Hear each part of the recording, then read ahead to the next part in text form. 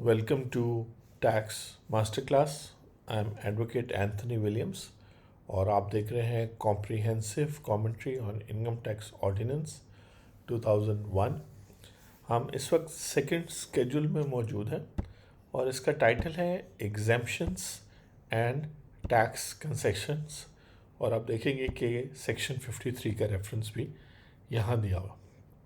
मेरा ख्याल है कि अगर आपने बाकी जो पार्ट्स हैं, आप पार्ट 30 देख रहे हैं, बाकी पार्ट्स नहीं भी देखे तो ये वाला पार्ट देखना ज़रूरी है ताकि आपको एक ब्रीफ आइडिया हो जाए कि इनकम टैक्स लॉ में मुख्तलिफ़ इनकम्स, मुख्तलिफ़ पर्सनस, मुख्तलिफ़ ट्रांजेक्शन्स जो हैं वो डिफरेंटली टैक्स होती हैं। तो बिल्कुल ऐसा पॉसिबल है कि आपने देखा हो कि आपकी फैमिली में या आपके फ्रेंड्स या आपने वैसे देखा हो कि कोई शख्स जॉब करता है और वो 50 लाख साल का कमाता है और वो उस पर 25,000 रुपये टैक्स दे रहा है, या कोई बिज़नेस करता है वो 3 करोड़ कमा रहा है और उस पर उसने आपने देखा कि उसने कोई लाख रुपए टैक्स वगैरह दिया।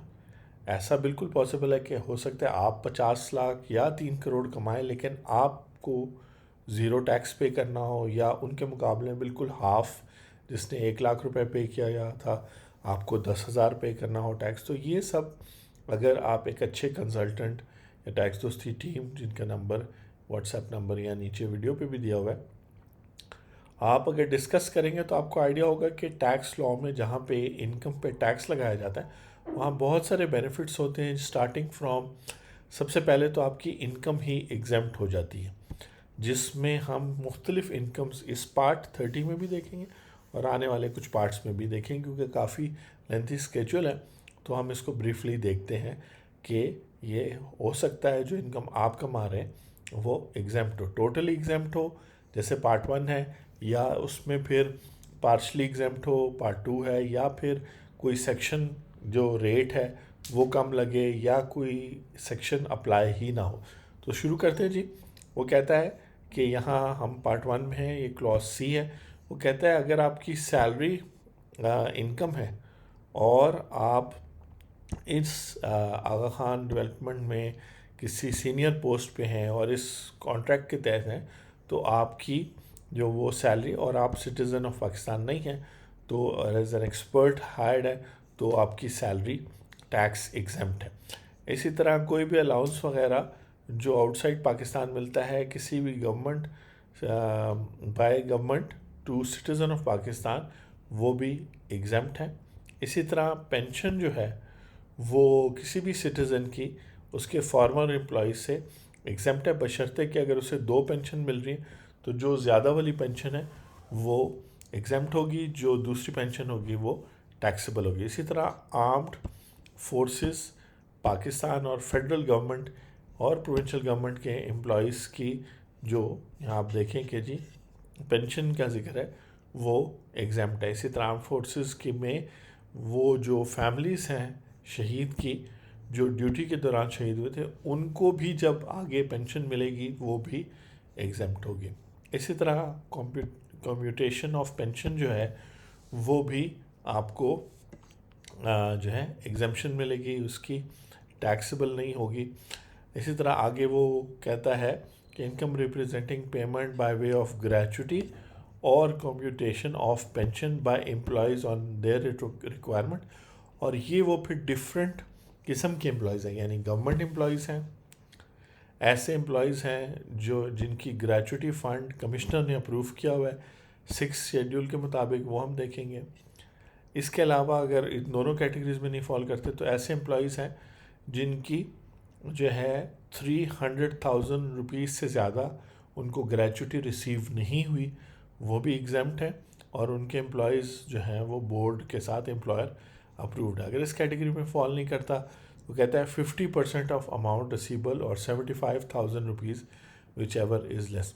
तो फिर अगर ना गवर्नमेंट एम्प्लॉय है ना अप्रूव्ड ग्रेचुटी फ़ंड है, और दूसरे केस में उसके एम्प्लॉयर जो है बोर्ड से भी अप्रूव नहीं है, तो फिर सिंपल केस में 75,000 रुपीज़ तक ग्रेचुटी एग्जेम्प्ट है, वरना टैक्सेबल होगी। और फिर ये कुछ और उससे रिलेटेड कंडीशंस हैं जो बहुत ज़रूरी है। टाइम की कमी है तो इस वजह से इसको ब्रीफली देखेंगे। इसी तरह जो शहीद हैं क्लॉज 16, जो शहीद हैं एयरफोर्स, पाकिस्तान आर्म्ड फोर्सेस के और जॉइंट सर्विसेज वगैरह के, इस सर्कुलर के तहत उनके बच्चों को जो अलाउंस और पेंशन मिलेगा वो भी एग्जैम्प्ट है। इसी तरह शहीद में सिविल आर्म्ड फोर्सेस भी आते हैं, पुलिस वगैरह और जॉइंट, वो सिमिलर क्लॉज में उनको एग्जेम्पशन है। इसका मतलब है कि ये टैक्सेबल होता लेकिन उनको एग्जेम्पशन दी गई। इसी तरह लीव प्रिपरेटरी रिटायरमेंट जो है आर्म्ड फोर्सेस के लिए और फेडरल प्रोविंशियल गवर्नमेंट के एम्प्लॉयज़ के लिए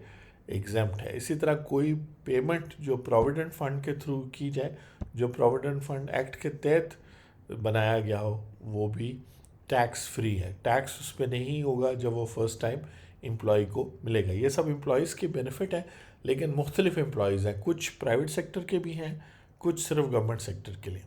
उसके अलावा अगर किसी का क्यूमुलेटिव बैलेंस होगा रिकग्नाइज्ड प्रोविडेंट फंड का, तो उस एम्प्लॉय को भी प्रोविडेंट फंड मिलते हुए वो टैक्स नहीं होगा। ये सवाल बहुत सारे लोग पूछते हैं क्योंकि मुख्तलिफ सिनेरियोज होते हैं। क्लॉज 23 ए कहता है कि 50% received from voluntary pension system, जो वॉलेंट्री पेंशन सिस्टम रूल्स के मुताबिक हो। इस तरह है कि जो बिजनेसमैन हैं या जो सेल्फ एम्प्लॉयड लोग हैं, वो अपने लिए एक पेंशन सिस्टम बना सकते हैं वॉलेंट्री पेंशन सिस्टम रूल्स के तहत।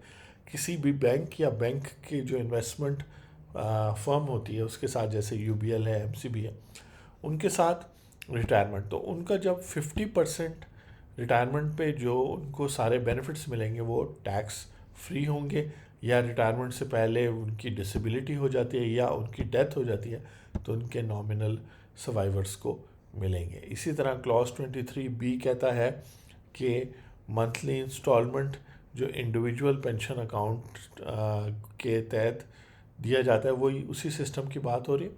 आगे मैं इस तरह मूव करूँगा कि ये सिमिलर बातें हैं, जैसे वो कह रहा है withdrawal of accumulated balance of approved pension, उसी पेंशन रूल के तहत बिफोर आप जो है किसी और फंड में ट्रांसफ़र करते हैं या तो उस वो टैक्सेबल नहीं होंगे।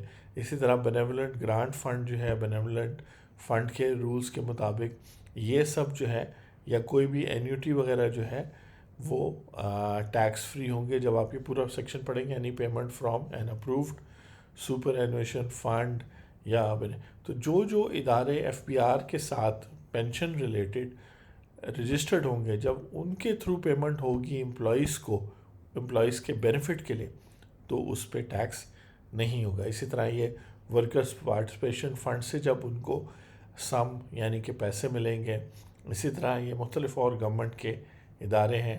फिर यहाँ president of Pakistan, chief of army staff, मुख्तलिफ हेड्स ऑफ गवर्नमेंट्स हैं, उनको जब जो है प्री रिक्विजिट जो है मिलेगा, कोई बेनिफिट मिलेगा, जैसे फॉर एग्ज़ाम्पल फ्री में गाड़ी की सर्विस है, टेलीफोन है, रिहाइश है, इस तरह की चीज़ें। इसी तरह ये जो बेनिफिट्स हैं क्लॉज 53 ए में, वो तब हैं जब फॉर एग्ज़ाम्पल आप एक होटल में काम करते हैं और वहाँ आपको मुफ्त में या कम पैसों पे खाना मिले, तो इसका ये मतलब नहीं है कि जो पैसे आपके बचे हैं वो आपकी इनकम है, बल्कि वो अगर इनकम है भी तो उस पर टैक्स नहीं होगा। इसी तरह अगर आपके बच्चे उस स्कूल यूनिवर्सिटी में पढ़ते हैं और उनको फ़ीस माफ़ है, फ्री या कम फ़ीस पे करते हैं, तो ये टैक्सेबल तो है, लेकिन इस क्लॉज के तहत इसको एग्जाम्प्ट कर दिया गया। तो टैक्स लॉ में इनकम की एक बहुत ब्रॉड डेफिनेशन है, इसलिए बहुत सारी चीज़ें जो आपके ख्याल से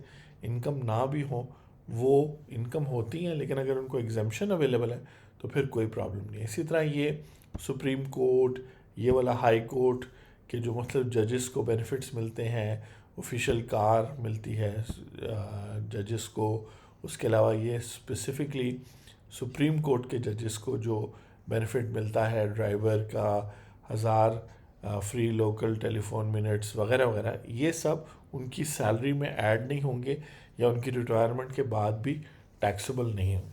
उसके अलावा voluntary contribution, income from voluntary contribution, house property investment in securities derived by the following. अब ये जो मुख्तलिफ इदारे हैं ये गवर्नमेंट के इदारे हैं और इनको अगर कोई बेनिफिट होता है तो उनको भी टैक्स फ्री कर दिया गया है। टाइम की कमी है तो इसलिए इससे हम गो थ्रू हो जाएंगे। आपको सिर्फ एक आइडिया होना चाहिए कि मुख्तलिफ जो अगर कोई आपसे कहता है कि एग्जाम्पशन होनी चाहिए तो वो तब होगी जब यहाँ पे उसका जिक्र होगा। जैसे फॉर एग्जांपल ये बहुत सारे इंस्टीट्यूट्स आप देख रहे हैं, any income of the following fund and institution namely provident fund है, employ old age benefit fund है, फिर यहाँ कुछ प्राइवेट इदारे भी हैं, पंजाब पेंशन फंड वगैरह है, ये तो सब गवर्नमेंट के इदारे। ये सब जो हैं जब कुछ पैसे कमाएंगे तो इनकी इनकम एग्जाम्प्ट होगी, उस पर टैक्स नहीं लगेगा। कुछ आगे चलते हैं जी। वो कहता है income derive by the following institution foundation society board trust and namely will be exempt. तो ये वो प्राइवेट इदारे हैं, इसमें पाकिस्तान एग्रीकल्चर है, prime minister special fund for victim of terrorism है, वापडा पेंशन, ठीक है जी, कॉमसेट है। कॉमसेट का जो इदारा है वो जो इनकम कमा रहा है वो भी टैक्स फ्री है, ठीक है जी। इसी तरह पाकिस्तान इंटरनेशनल स्कूल कंपनी, यहाँ पे फिर बहुत सारे और ऐड हुए आप देखें, फौजी फर्टिलाइज़र है, supreme court water conservation account है, इंडस हॉस्पिटल ऐड हुआ है, आर्मी वेलफेयर ट्रस्ट ऐड हुआ है। इन सब की इनकम जो है वो जो है टैक्सेबल नहीं है। अगला क्लॉज जो है ये तो स्पेसिफिकली प्राइवेट सेक्टर में जो है, जैसे अलशिफा ट्रस्ट है, पाकिस्तान इंजीनियरिंग काउंसिल है, फिर Gulab Devi chest hospital, Pakistan bar council है, ये लोग जो सब इनकम वगैरह कमाएंगे वो टैक्स फ्री होंगे। इसके अलावा इसमें शौकत खानम वगैरह भी होना चाहिए यहाँ पे, फाउंडेशन यूनिवर्सिटी। ये नया ऐड हुआ है, any profit on debt capital derived bye agency of foreign government non resident person, वो है यानी बाहर मुल्क के लोग कोई अगर कमाते हैं इन्वेस्टमेंट से पाकिस्तान में तो वो एग्जाम्प्ट होंगे। याद रखिए कि उसको बहुत हम ब्रीफली देख रहे हैं, इस एक एक क्लॉज पे पूरा प्रोग्राम हो सकता है, लेकिन आप देख रहे हैं कि ये मुख्तलिफ कैटेगरीज बनी है। यहाँ आप बात हो रही है प्रॉफिट ऑन डेट की, जो फॉरेन करेंसी अकाउंट्स में होल्ड किया जाता है, और वो नॉन रेजिडेंट इंडिविजुअल या नॉन रेजिडेंट एओपी या नॉन रेजिडेंट कंपनीज होल्ड करी हैं, स्टेट बैंक का अप्रूव्ड बैंकों में जो है वो, तो ये इनकी इनकम एग्जाम्प्ट होगी। लेकिन ये बहुत स्पेसिफिक अकाउंट्स हैं, हर एक अकाउंट की बात नहीं हो रही। फॉरेन करेंसी अकाउंट पर जो प्रॉफिट मिलेगा वो जो फॉरेन करेंसी अकाउंट स्कीम के तहत स्टेट बैंक ने शुरू की है, और उसका रिसिपिएंट जो है वो नॉन रेजिडेंट है। इसका मतलब नॉन रेजिडेंट पर्सन कह सकता है कि जी मेरे से आप टैक्स ना काटें जो मुझे प्रॉफिट पे मिला। इसी तरह नॉन रेजिडेंट इंडिविजुअल, ये रेड में इसलिए क्योंकि इस साल है, ये जिसके पास नाइकॉप है या CNIC है या POC है, पाकिस्तान ऑरिजिन कार्ड। इस तरीके से ये फिर आप मुख्तलिफ जो रीट वगैरह की स्कीम्स हैं उनके लिए है। इसी तरह जो लोग प्रॉफिट और गेन कर रहे हैं sale on immovable property on any type of REIT scheme up to 30th, तो ये मुख्तलिफ, आपको पता होगा पिछले दिनों एमनेस्टी वगैरह भी इशू हुई थी कि जो लोग प्रॉपर्टी का काम कर रहे हैं उनको जो कैपिटल गेन हो रहा है वो जो है उन पर टैक्स नहीं पे किया जाएगा। तो ये मुख्तलिफ क्लॉजेज़ हैं, आप देख सकते हैं। जो नया क्लॉज ऐड हुआ है, profit and gain derived bye A refinery यानी कि ऑयल रिफाइनरी की बात हो रही है, जो तेल को निकाल के रिफ़ाइन करते हैं ताकि उससे पेट्रोल और प्रोडक्ट्स बन सकें, तो ये उनको एग्जम्पशन दी गई है। इसी तरह और मुख्तलिफ इकनॉमिक जोन्स हैं, स्पेशल इकनॉमिक जोन्स हैं, 10 साल के लिए उनको बेनिफिट किया जा रहा है। ये पिछले साल ऐड किए गए तो ये काफ़ी इंटरेस्टिंग है, क्योंकि ये अगर आप इससे फ़ायदा उठाना चाहें। इसी तरह profit gain derived by zone developers of special technology zones, ये पहले भी वीडियोस में मैंने बात की थी। ये बड़ा इंपॉर्टेंट है कि अब अगर आप टेक्नोलॉजी कंपनीज पाकिस्तान में सेटअप करते हैं तो आपको काफ़ी ज़्यादा जो है उसमें बेनिफिट्स होंगे, और 10 साल तक आपको इनकम टैक्स में, सेल्स टैक्स में, प्रॉपर्टी टैक्स में, हर किस्म का टैक्स आपको एग्जेम्प्ट होगा। और यहाँ पे उन्होंने उस कानून का भी जिक्र किया है, special technology zone authority ordinance के तहत, जब आप अपनी टेक्नोलॉजी कंपनी पाकिस्तान में सेटअप करेंगे, ठीक है जी। तो इस तरीके से ये क्लॉजेस चल रहे हैं। हम यहाँ पर क्लॉज 133 पर आके रुक जाएंगे, जो एक बड़ा इम्पॉर्टेंट क्लॉज है जिसका ताल्लुक़ है ये क्लॉज 133 जो है का ताल्लुक था IT enabled and software exports की सर्विसेज रिलेटेड, लेकिन वो जो है अब रिमूव कर दिया गया है। तो ये जो नए ऐड हुए हैं इस पे बात करेंगे, और वो जो रिमूव हुआ है वो सेक्शन 65F में चला गया है, तो उसको हम देखेंगे। 132 है, 132 के बाद 132 AA से हम बात शुरू करेंगे अगले वीडियो में। आप देख रहे थे पार्ट 30, और हम 132 क्लॉज पार्ट 1 सेकेंड शेड्यूल से शुरू करेंगे नेक्स्ट वीडियो में। Thank you.